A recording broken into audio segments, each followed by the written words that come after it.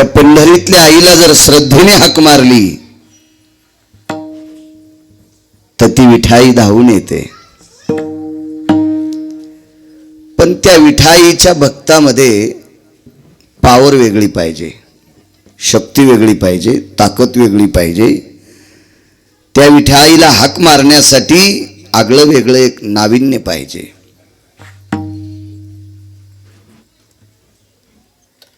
कोंबड्यानं उकांडे उकरल्यावानी तंबाखूचा घळायलेत, पानचा घळायलेत, पुन्हा हातात काड्या घेऊन आपले दाताळ्यावानी कंस इचकिल्यावानी दात इचकायलेत. हे आशयाला ती विठाई पावत नाही. तिच्याकडे जाणारी दर्जेदार भक्त लागते दादा, दर्जेदार.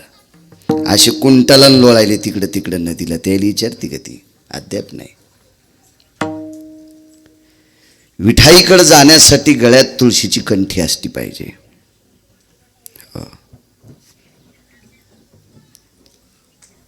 ती कोण्याही भक्ताला मानित नाही. 9 दिवस उपास धरला, साबुदाणा हानीतून दसरा झाल्यावर घोरपडी धरी तू. ह्या भंगिऱ्याला पंढरीतली आई मानित नाही. आणि ह्या भंगिऱ्याला वाटतंय ही देवी आम्हाला मानेल. नाही, ही टेंभे आई माता ही पंढरपुरातल्या मालकाचं ऐकल्या शोकन अलमोजित नाही. ही जगदंबा 2च देवांचं ऐकते. एक काशीतल्या मालकांचं ऐकते दादा, आणि ही पंढरीतल्या मालकांचं ऐकते. मधल्या भंगिऱ्यानं शहाणपणा करायचाच नाही आमचं ऐकिती म्हणून. तुला फुकण्यासाठीच तिचा अवतार आहे. विठाला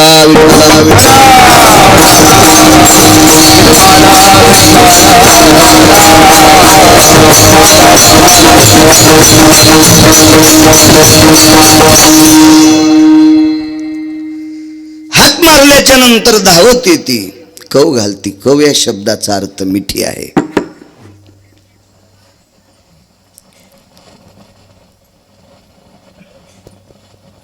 करिता आठव धावून या घाली कव. त्याची आठवण केली त्या आईची, स्मरण केलं की मिठी घालते. मिठी नुसती मिठी नाही, श्रद्धेने आदराने जर गीत गालं, नामाचे पवाडे गाले, तर सायुज्यता नावाचा मोक्ष प्रदान करते. इतका सोपा आहे का मोक्ष आपल्याला भेटणं? मोक्ष कशाला म्हणते इतकं कळणं बी फार कठीण आहे. तर मिळणं तर लांब राहिला. आणि ते मोक्ष सुद्धा देण्याची ताकद त्या मातेत आहे. एवढी कृपाळू कोण आहे? तर माझ्या विठाई वाचून देहूतले मालक सांगतात ती कृपाळू आई आहे, ती विटेवरची मालकी नाही. आतापर्यंत त्या मातेला खूप लोकांनी हाका मारल्या, आणि त्या हाकेला ती विटेवरची आई धावत राहिली. त्या भक्तांना साथ घातली त्या विटेवरच्या आईनं. शारदीय नवरात्र महोत्सव आहे,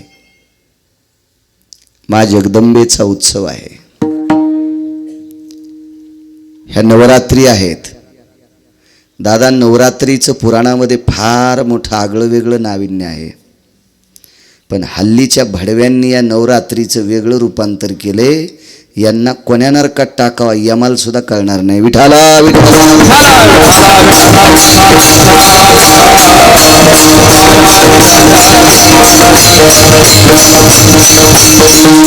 भगवान प्रभू रामचंद्रावर जिची कृपा झाली म्हणजे विटेवरचे मालकच दादा. 7व्या अवतारातले विटेवरचे मालक म्हणजे मर्यादा पुरुषोत्तम प्रभू रामचंद्र यांच्यावर कृपा झाली. याच्या पलीकडे सांगू का? जगात पैसा आवडत नाही असा बापू माणूसच नाही दादा. लग्न करणाऱ्याला पैसा आवडेल नवल नाही, ज्यानं लग्न केले नाही त्याला बी आवडतो नाही.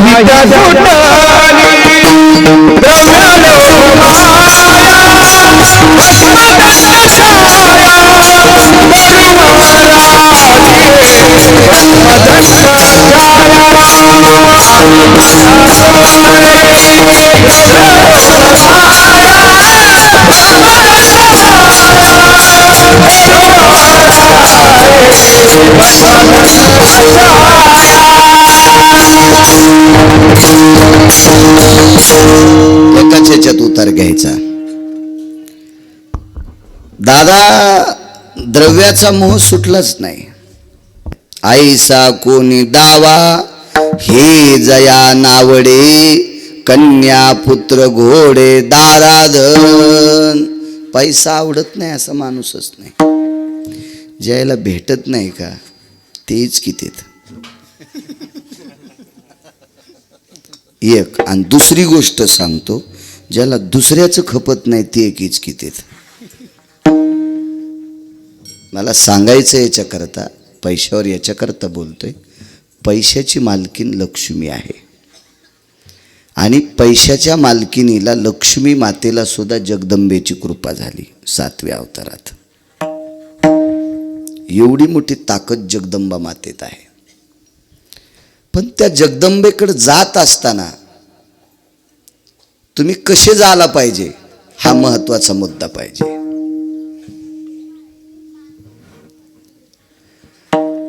जगदंबेचा भक्त कसा मुरब्बी असावा, सदाचारी असावा, सात्विक असावा, तात्विक असावा, पुण्यशील असावा, पावन असावा. तुम्ही सोंग करून गेल्याच्या नंतर तो पावत नाही. ती जीवनाचं सोंग करून टाकते. आतापर्यंत ज्यांनी ज्यांनी सोंग केले त्याच्या जीवनाची सोंगच करून टाकली तिनं. मला कळतंय तसं पाहतोय मी काही लोकांना सोंग करून टाकले. महाराज सरस्वती मातेची आराधना अभंगावर येतोय, पण उत्सव हा शारदीय नवरात्र उत्सवानिमित्त आजचं कीर्तन आहे. आपण त्याही उत्सवावर बोलावं. कधी कधी हे उत्सव करणाऱ्याच्या बाबतीत घाण वाटते, चिळस वाटते, नको वाटतं यांच्यात जाऊन कीर्तन करणे. गणेश उत्सव साजरे करायलेत. लोकमान्य टिळकांचा भाव काय होता दादा, काय श्रद्धा होती, कशा करता घरातला गणपती बाहेर आणला लोकमान्य टिळकांनी. तुम्ही एकत्रित येताल, धर्माचं संघटन होईल, धर्माची वृद्धी होईल, धर्मातल्या सर्वांच्या अंतःकरणात धर्म जागृती होईल, याच्याकरता गणेश उत्सव बाहेर आणला. घरात गणपती असायचा, बाहेर आणला लोकमान्य टिळकांनी. काय वाटलं हो त्या गणेश बाप्पाच्या मागं पुढं पत्ते खेळणं, केटी जमा करणं, त्या केटीवर पंक्ती. केटी तर मला आत्ता माहीत झाली, केटी कशाला म्हणतात. म्हणलं तुमच्या पंक्तीचे यजमान कोण आहे? काय नाही म्हणले, केटीवर पंगत केली.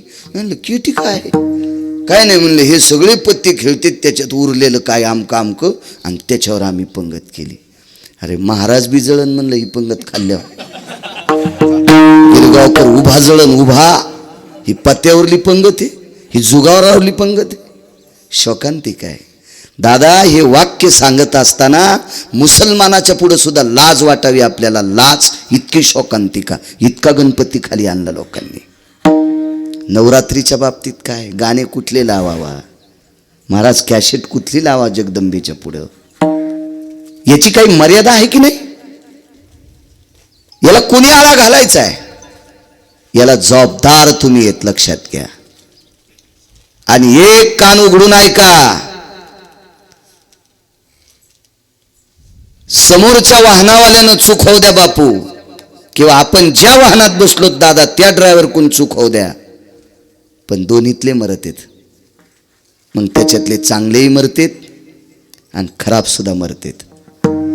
याचा परिणाम उद्या येणाऱ्या पिढीला, आपण जिवंत असतोल नसतोल, आपल्या नातवांना पंतवांना याचा परिणाम भोगावा लागेल. त्यावेळेला धर्माला ग्लानी येईल आणि त्यावेळेला आपल्याला लोक कोंबड्याला आणि बकऱ्याला चिरतील, अशी लोक रस्त्यात आपल्या लेकरांना चिरतील. ह्या देवादेवतेचा कोप झाल्याच्या नंतर लक्षात ठेवा. म्हणून याला वेळी सावध व्हा, वेळी सावध व्हा. ही नाटकं करू नका, ही सोंग करू नका, ही सोंग करणाऱ्याला प्रोत्साहन देऊ नका, असे सोंग करणाऱ्यांना वर्गण्या देऊ नका. तुम्ही घामानं कष्टानं कमवलेली पैसे या चुकीचं काम खर्च करणाऱ्या मूर्खांना देऊ नका. याचा जब तुम्हाला दक्षिणेचा मालक विचारणारे. दक्षिणेचा मालक म्हणजे दादा यम. एक न एक दिवस छाताडाव पाय देऊन विचारणारे. लक्षात ठेवा. विठाला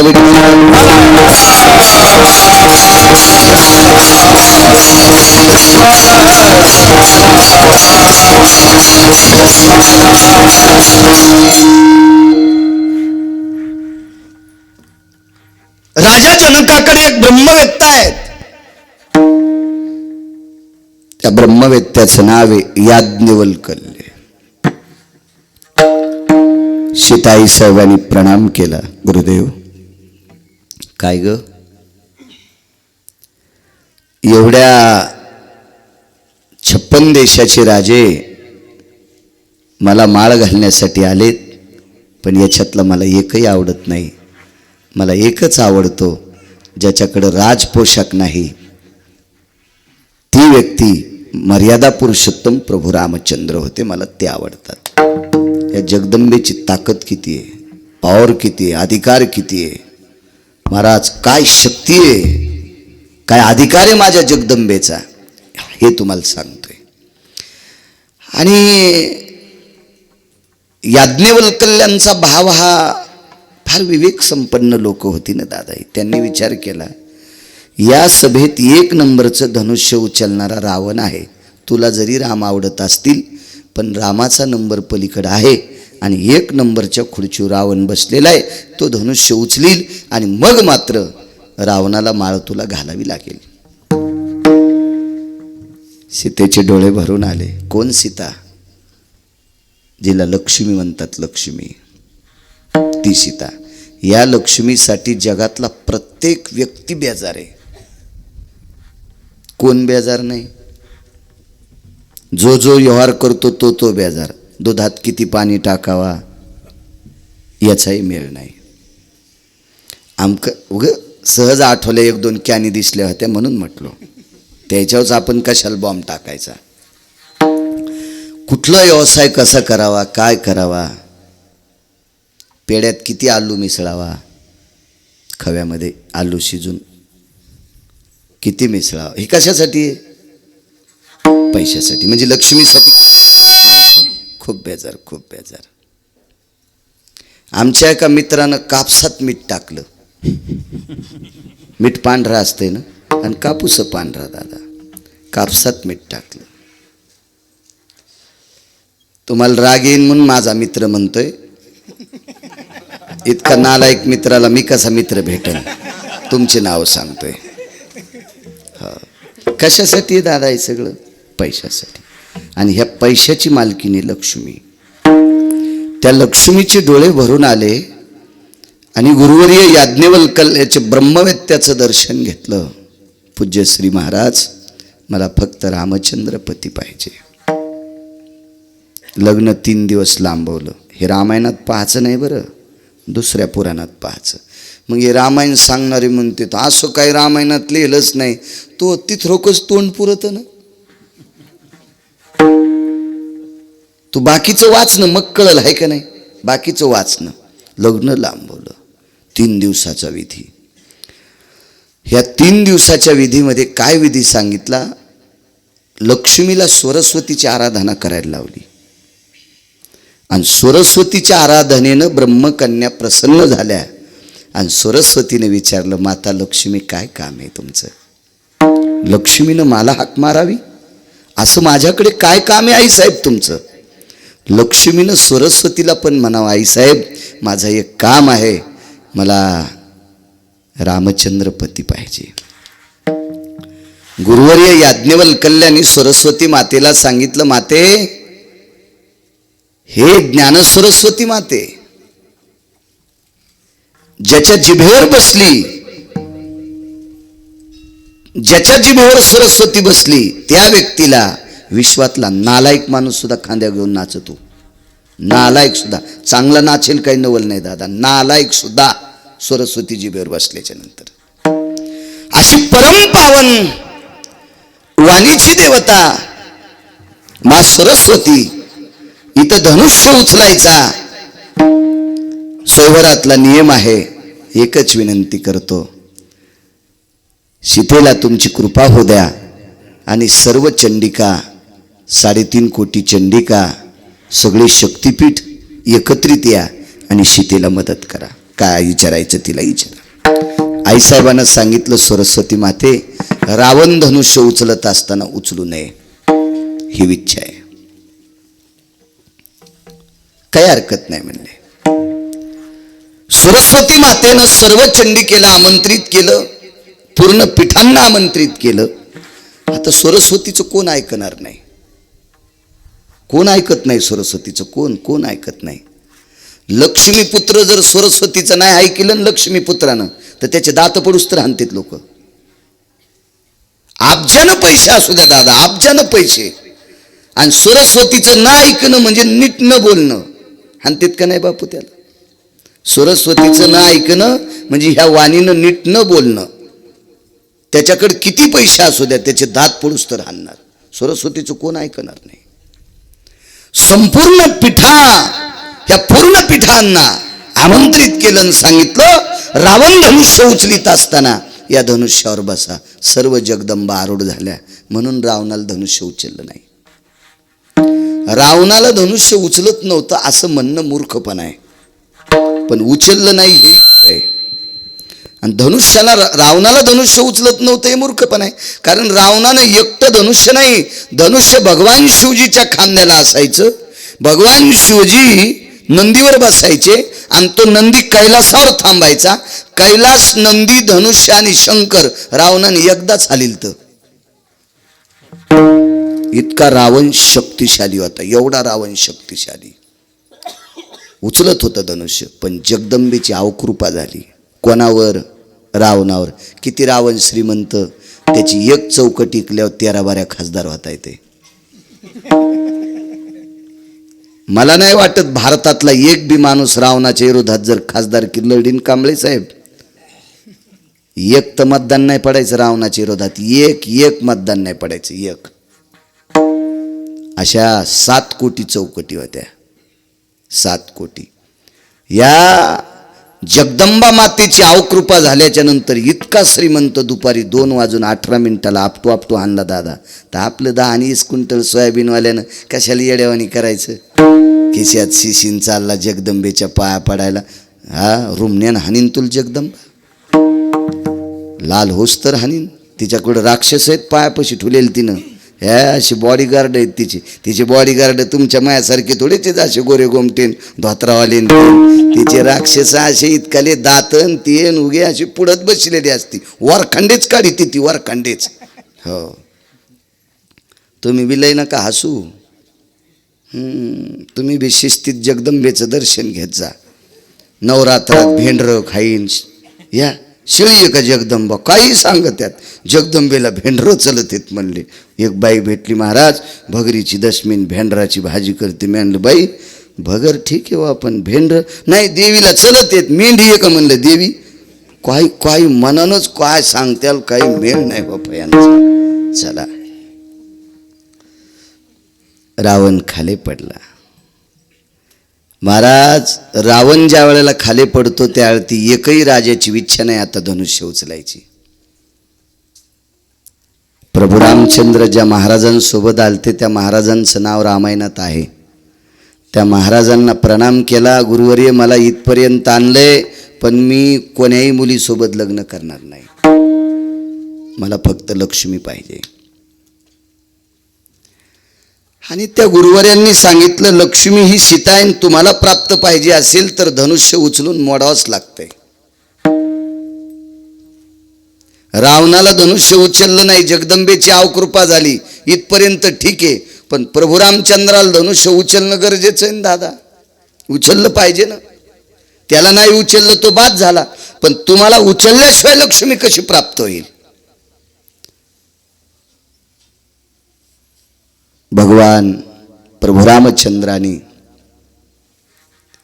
महर्षी याज्ञवल्क्यांचं दर्शन घेतलं आणि त्यांनी सांगितलं, जगदंबेची अवकृपा रावणावर झाली म्हणून धनुष्य उचललं नाही. प्रभू रामचंद्रांनी जगदंबेचं स्मरण केलं. दादा, तितकी कृपाळू आई असू शकते कोणती? बर, घरातली माणसं किती होती? 5 पती बाजूला आहेत. 5 पती. नाही कोणी लाज राखू शकलं. ती लाज फक्त त्या माऊलीची, तुमच्यातल्या एका स्त्रीची, फक्त विटेवरच्या आईने राखली. हाक मारल्याबरोबर येते हाके सरशी उडी. काय कृपाळू होती आई, काय कृपाळू.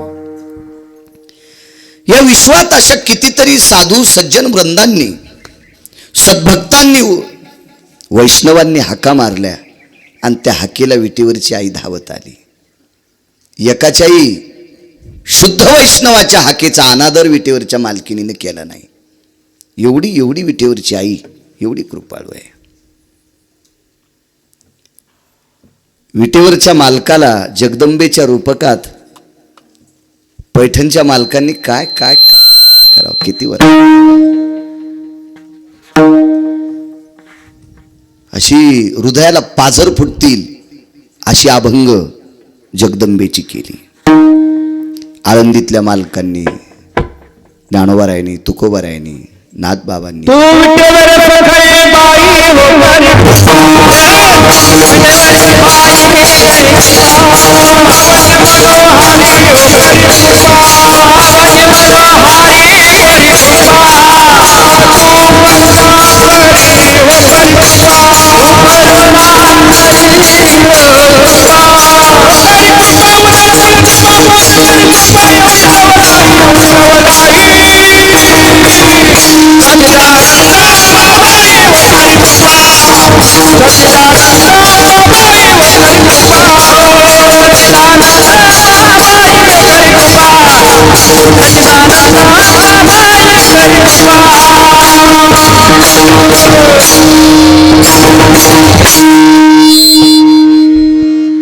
तू विटेवरी सखये बाई हो करी कृपा. हो काय वर्णन, काय वर्णन. हो करी कृपा उजळ कुळ दीपा मार्ग बहु सोपा. येऊनी लवलाही येऊनी लवलाही सच्चित आनंद अंबाबाई हो करी कृपा. सच्चित आनंद अंबाबाई हो करी कृपा. असं म्हण जा.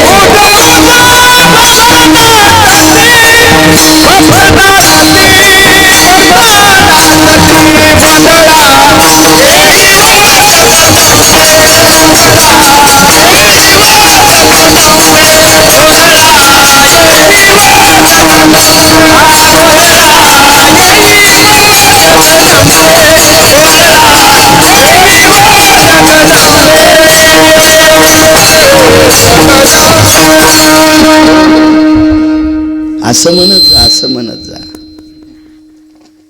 त्या जगदंबेच्या पुढे पुंडलिकराय दिवटा घेऊन उभे येत. हो पुंडलिक दिवटा शोभवाळ शोभेवाळ वंटी.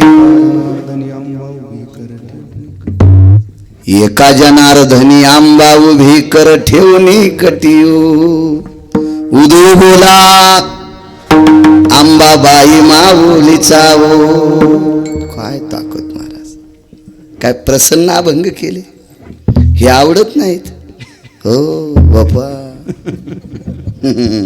हे दुसरंच आवडत म्हणून एकाच बाईच्या अंगात आलं नाही अभंग म्हणल्यावर. 5 मिनिटात जर 10 बाया नाही झुलिल्यात मला गिरगावकर म्हणू नका, पण वारकरी संप्रदायाचा अपमान होती म्हणून ते म्हणणार नाही. हो अभंगावर अंगातच येत नाही, येतच नाही. अंगात येण्यासाठी दुसरंच म्हणावं लागतं, पण मग मला ते कंबर सोडावं लागल. आणि पाची गिरगाव करा. वज्रेश्वरी कामेश्वरी विमला प्रिया सर्वस्थितेषु जगदंबाय सर्वाना.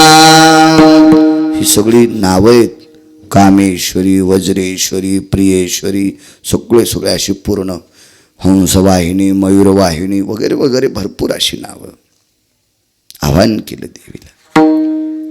जगदंबा बघा आमच्याकडे. मा जगदंबेनं सीतेला सांगितलं, सीते रामचंद्रांना म्हणावं धनुष्य उचलायचं, नुसतं नाटक करा. ऍक्टिंग शब्द इंग्रजी आहे ना. नुसतं नाटक करा, नुसतं नाटक. उचलूच नका धनुष्य. आता शितील कसं बोलता येईल, ती का हाताची नवरी आहे, सोयरीक झाल्याबरोबर मोबाईल घेती? ती हाताची नवरी आहे का? सोयरीक झाल्याबरोबर त्यांना मोबाईल देऊन आलो.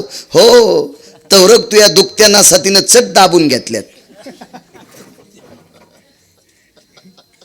लग्नाच्या आधी बायकोला महिना 2 महिने दादा फोनवर बोललं की तिला सगळ्या दुखत्या नसा कळत्यात. हे कुठं दाबल्यावर नीट आपलं काम ऐक तू. हो, मला नाही वाटत इथून पुढे लय संसार कडीला जातील नालायकायची. ही एकमेव चूक आहे, एकमेव चूक आहे, एकमेव चूक आहे. चला, कालाचा ओघ आहे. आपण जर असं बोलत राहिलो तर लोक म्हणतील गिरगावकराच्या गोळ्या संपल्यात. कारण चूक वागणाऱ्या लोकांची संख्या ज्या वेळेला जास्त होत असते का, त्यावेळेला शहाण्या माणसानं त्याच्यावर बोलणं बंद केलं पाहिजे. महाराज, प्रत्यक्ष जगदंबेनं सीतेला सल्ला दिलाय, पण कसं बोलता येईल? मग सोबत करवल्या असतात नवरीच्या. त्याच्यातल्या एका करवलीनं फार सुंदरसं नाव आहे तिचं, बापू सांगू एखाद्या भागवतात. हो, सगळ्या गोळ्या एकखट्या दिल्यावर दादा रिॲक्शन येत असते. आणि ती करवली प्रभू रामचंद्राकडे जातात आणि प्रभू रामचंद्रांना नमूद केलं असा असा प्रकार करा. ठीक आहे.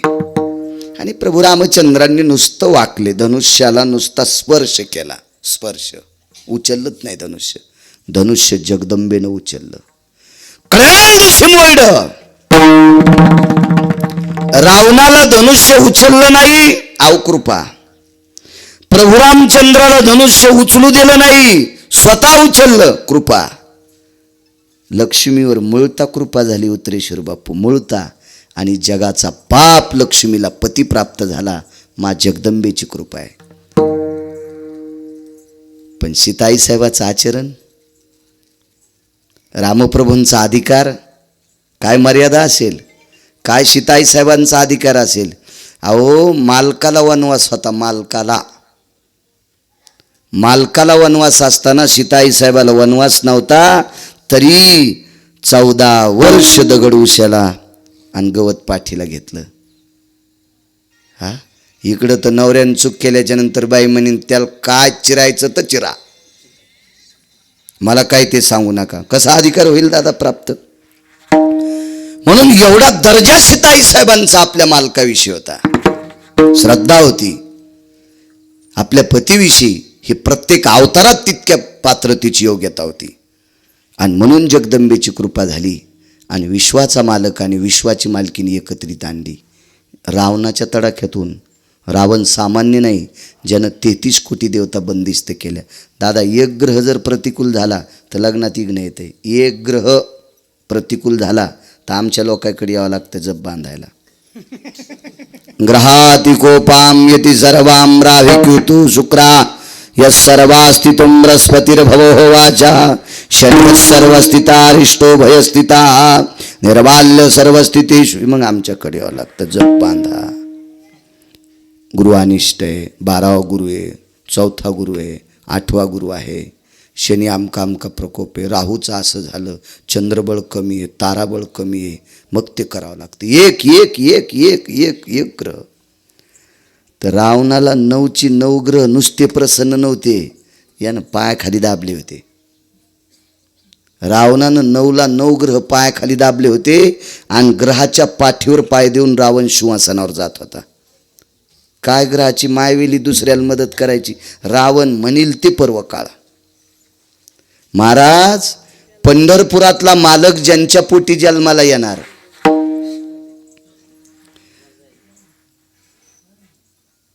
पंढरपुरातला मालक ज्यांच्या पोटी जन्माला येणार,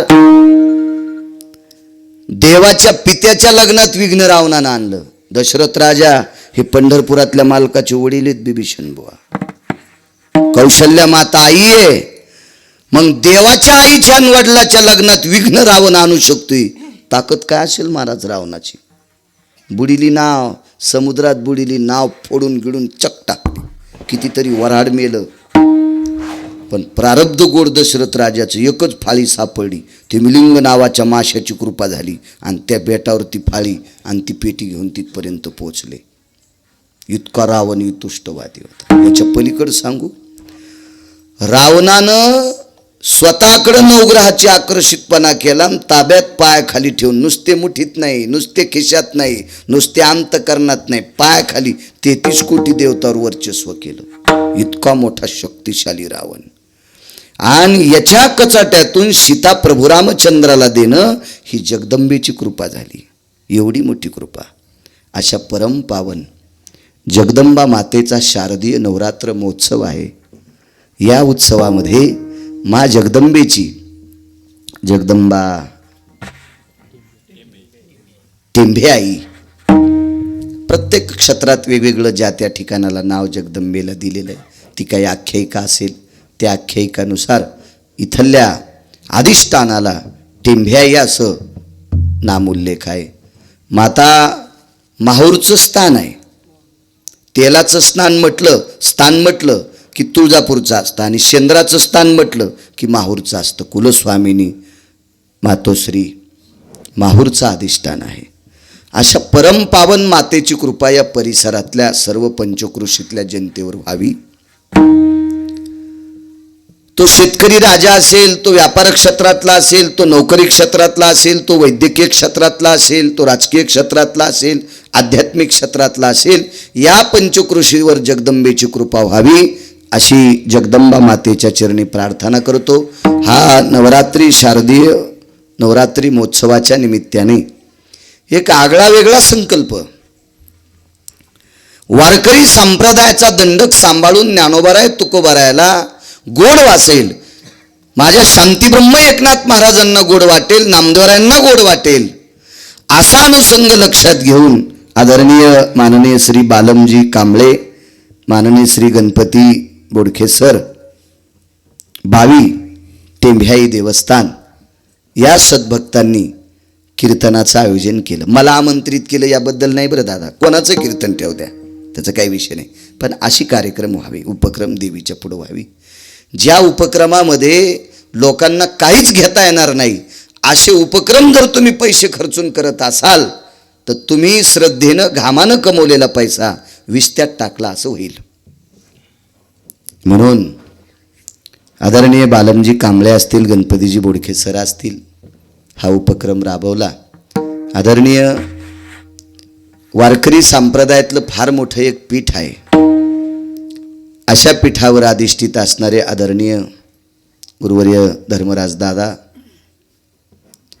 जी मोठी परंपरा आहे, ज्या परंपरेमध्ये विटेवरचा मालक सुद्धा ज्या पूर्वजांच्या सानिध्यात काम करण्यासाठी, सेवा करण्यासाठी यावा, अशा परमपावन परंपरा, त्या परंपरेतलं एक गोडसरत्न आदरणीय गुरुवर्य धर्मराज दादा आहेत.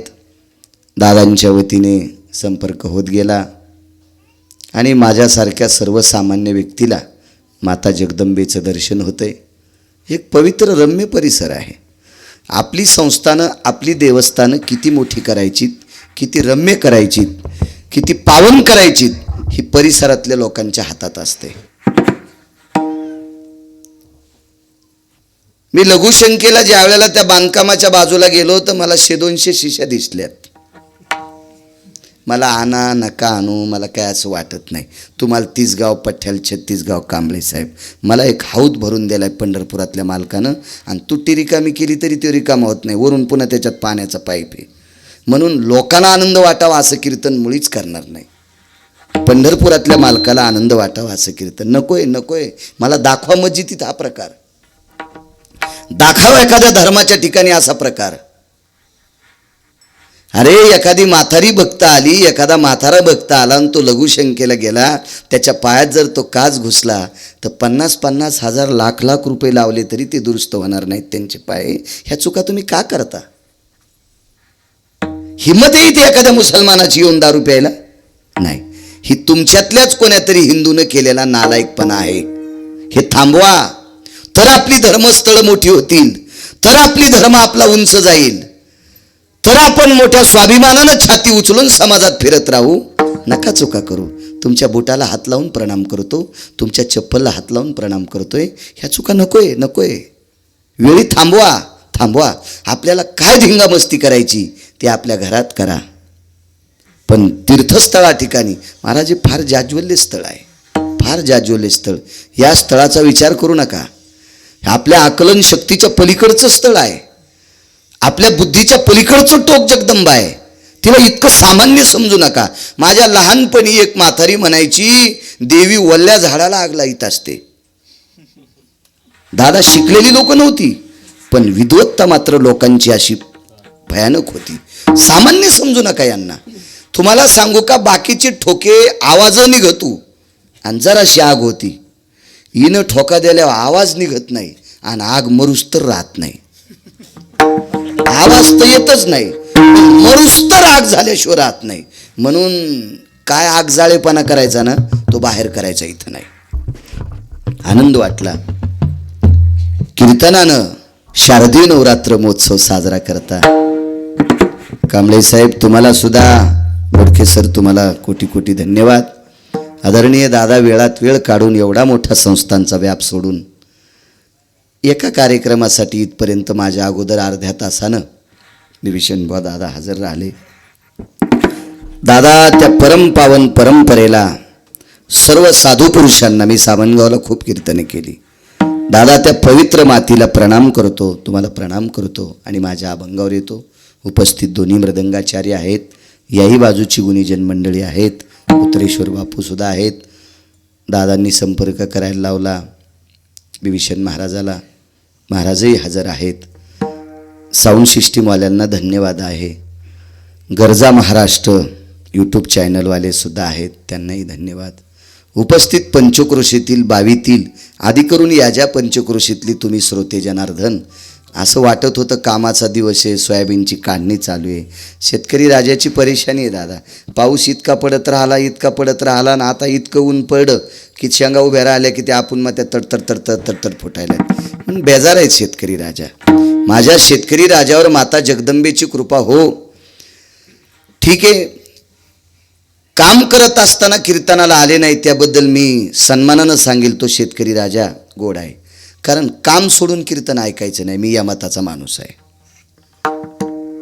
मला जरा महाराजापेक्षा वेगळं समजा, काय हरकत नाही की नाही दादा. समजा सोयाबीन कापायचं सोडून जर कीर्तनात बसला असेल तर एक नंबरचा आरामखोर आहे, एक नंबरचा आरामखोर आहे. तो विळा घेऊन जायला पाहिजे. दादा एखादा म्हणील गिरगावकर असं का बोलतो, कारण हे शेतकरी जर श्रीमंत झाले तर उद्याचे सप्ते चालू राहतील, उद्याचा धर्म टिकेल. धर्म कसा टिकेल, कारण शेतकरी राजानं काबाड कष्ट केल्याशिवाय सप्त्यातल्या पंक्ती कोणी घेत नाही. कारण वरी हात असणारा जगाच्या पाठीवर एकच धर्मराजा आहे, तो धर्मराजा म्हणजे शेतकरी राजा आहे. अहो लाख लाख 2-2 लाख रुपये कांबळे साहेब ज्यांना पगारी येत ते तिसऱ्या मजल्यावर वरी राहते. भिकाऱ्याला वरून काही देता येत नाही.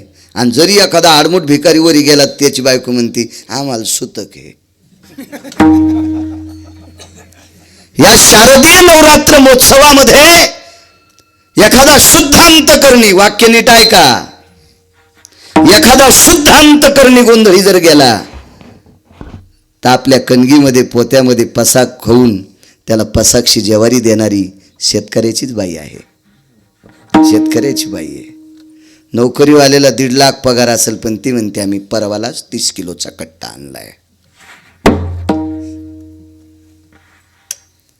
नाही म्हणणार शेतकऱ्याची बाई, नाही म्हणणार. म्हणून या परिसरातल्या शेतकरी राजाने आपलं काम सारून परमार्थ करायचा. कामामध्ये काम, काही म्हणा राम राम, जाईल हा भवश्रम, सुख होईल दुःखाचे. काम करायचं काम. म्हणून ठरल्यापेक्षा, मनात ठरल्यापेक्षा जास्त समाज जरी आला नसेल दादा, कामाचा दिवस आहे. म्हणून माझ्या शेतकरी राजाला तो काम आटपायची ताकद माझ्या जगदंबेनं देऊ, ही तिच्या चरणी प्रार्थना. पुनश्च दादा परमपावन सामनगावच्या परंपरेला पुन्हा एकदा वंदन करतो आणि माझ्या अभंगावर येतो. हाके सर शिवडी घालून या स्तंभ फोडी. जगदंबेचा अधिकार किती मोठा आहे तुम्हाला रामप्रभूच्या चरित्रात सांगितला. विटेवरच्या आईचा अधिकार किती मोठा आहे ऐका. माझ्या माईंनो, तुमच्यातल्या एका स्त्रीला घरातली माणसं त्रास देत होती, घरातली. त्या स्त्रीचं नाव आहे माता द्रौपदी. विटेवरच्या मालकाची ती मानलेली बहीण आहे. याच्या पलीकडचं सांगतो, हृदयस्थ बहीण आहे, अंतकरणातली बहीण आहे.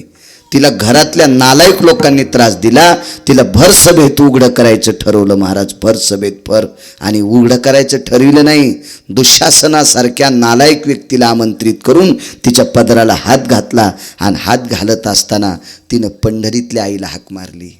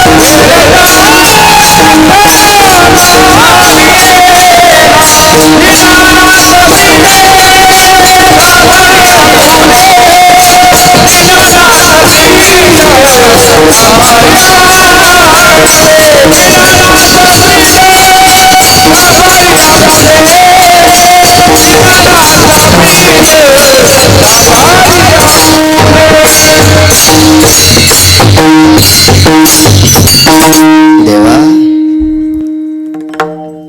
धाव रे परमेश्वरा, धाव माझ्यासाठी धाव. त्या आईला हाक मारली.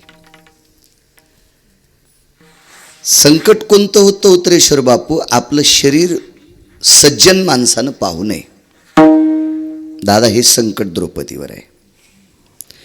सज्जन शब्दाची व्याख्या ऐका आणि दुर्जन शब्दाची. दुर्जन हा माणूस मूर्खापेक्षा गेलेला असतो. मूर्ख म्हणजे वेडा. आणि वेड्या माणसानं आपलं शरीर उघडं पाहिलं का झाकलं पाहिलं का याच्यात काय राग मानता?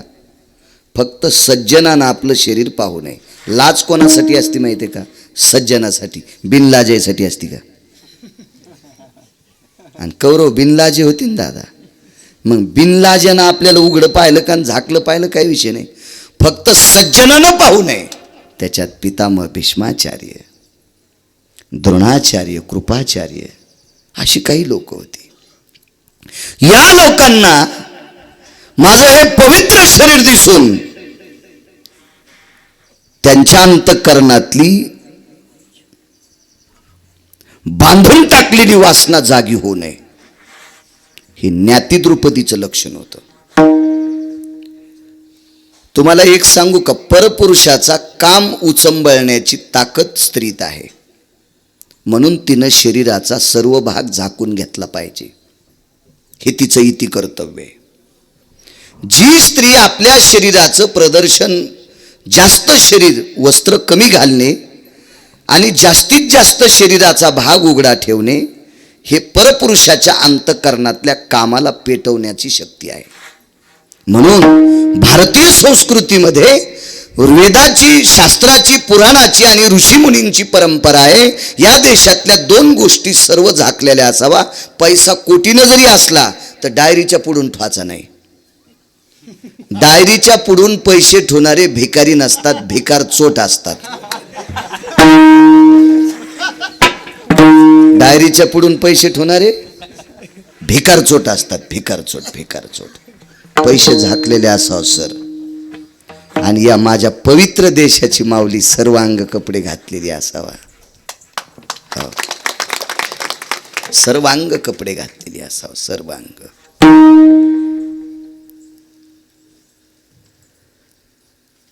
आणि द्रौपदीने विचार केला, आपला अंग जर शरीराचा काही भाग उघडा पडला तर ज्याच्या अंतःकरणात दादा तिळा इतकी वासना नाही, अशाला जर वासना उत्पन्न झाली तर पिढ्यानपिढ्या मी ते पाप फेडू शकणार नाही.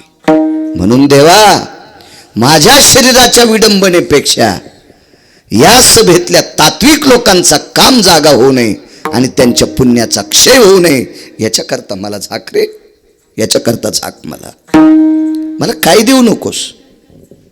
मी एका राजाची कन्या आहे आणि राजकुमारांची पत्नी आहे. मी रानातला पाला खाऊन जगेल, तुझं भजन करील, पण माझ्या या पवित्र शरीरानं कोणाच्या अंतकरणातलं काम उचंबळता काम नाही. मला इतकं कर ग, इतकं कर रे देवा, इतकं कर. आता जेवायला मागितलं असतं बापू तर ताट दिलं असतं, पैसे मागितले असते तर सुटकेस दिली असती, राज्य मागितलं असतं तर दादा सिंहासन दिलं असतं. मागितलं काय? शरीर झाकण्यासाठी काय लागतंय? वस्त्र. कौरवे पांचाळी सभे माझी आणली, वस्त्र हरणे वस्त्र कैसी झाली माऊली. पांडुरंगे येईवो पांडुरंगे, जीवाचे जीव लगे येईवो पांडुरंगे. देवा, हे देवा, धाव रे दादा, देवा धाव, सांभाळ माझं शरीर. हाक मारल्याबरोबर वस्त्राच्या रूपात आला, म्हणून मालक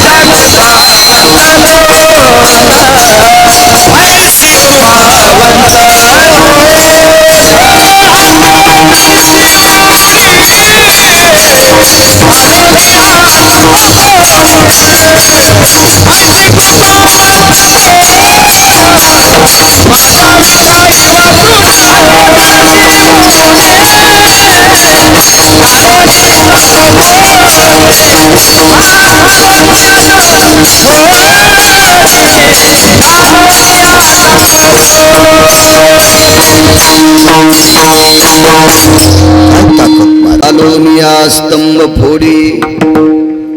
ऐशी कृपावंत कोण माझ्या विठाई वाचून, करेता ठव धावून आली कव. ऐशी कृपावंत कोण माझ्या विठाई वाचून, तुका म्हणे गीती गाता नामे द्यावे सायुज्यता. ऐशी कृपावंत कोण माझ्या विठाई वाचून, ये ग विठा.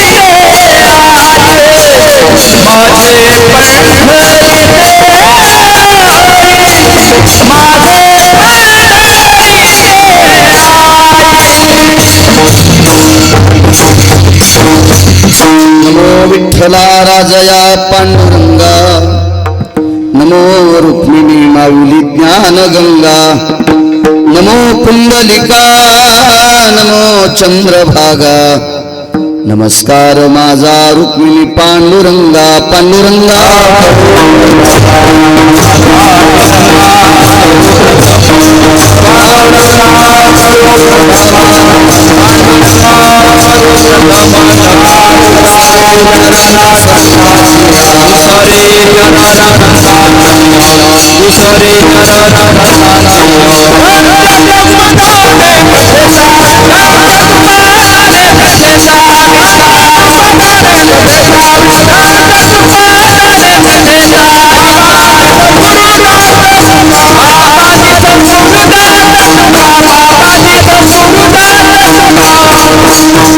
पांडुरंगा करो प्रथम नमन दुसरे चरण संताचे, त्यांच्या कृपादाने कथेचा विस्तारू बाबाजी सद्गुरु दास तुका, मनोजवं मारुत तुल्य वेगं जितेंद्रियं बुद्धिमतां वरिष्ठं, वातात्मजं वानरायुत मुख्यं श्रीरामदूतं शरणं प्रपद्ये, नागेन्द्रहराय त्रिलोचनाय भस्मांगरागाय महेश्वराय, नित्याय शुद्धाय दिगंबराय तस्मै नकराय नमः शिवाय, शरदिंदु समाकारे परब्रह्म स्वरूपिणी, वासरा पीठ निलयी सरस्वती नमस्तुते, विठ्ठल विठ्ठल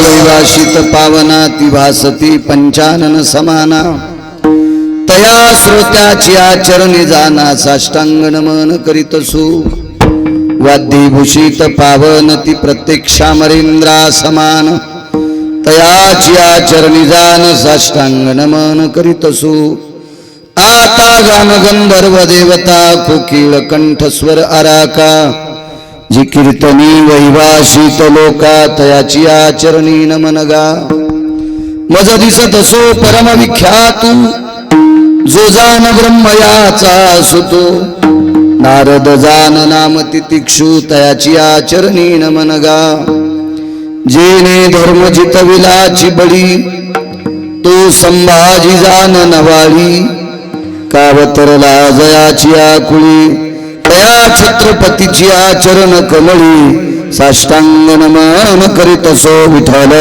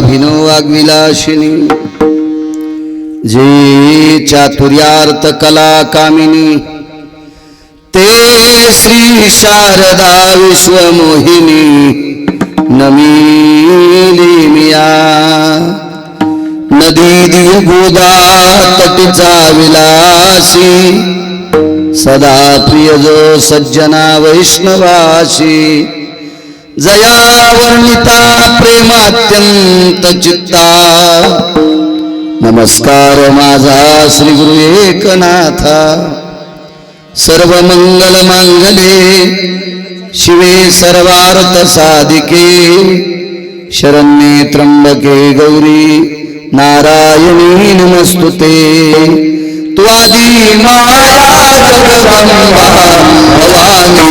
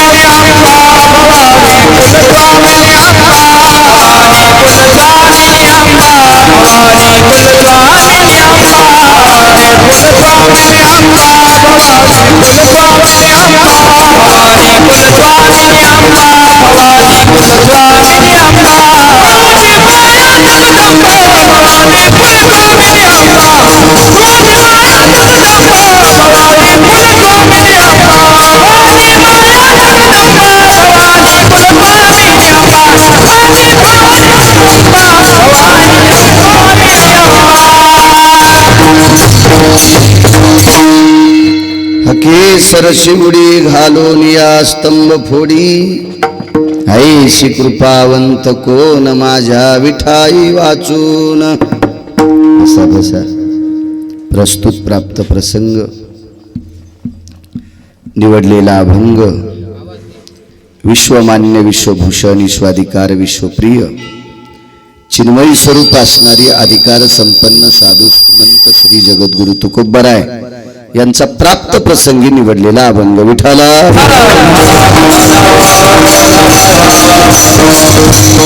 त्याचा बेस कमी करा, आवाज मॉनिटरला कडक द्या आणि त्या घंटेला थोडा वेळ दोरी बांधा ना.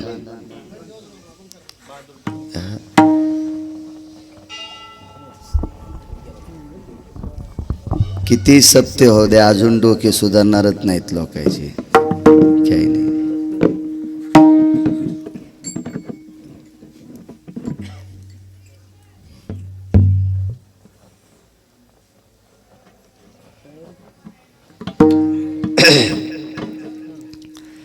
प्राप्त प्रसंगी निवडलेला अभंग देहूतल्या मालकांचा आहे. करा आवाज कडक करा, विको कमी करा. या अभंगाद्वारे मालक देहूतले मालक पंढरीतल्या विठाईचा कृपाळूपणा सिद्ध करतात. काय कृपाळू आई आहे ती पंढरपुरातली. शुद्धांतकरणाने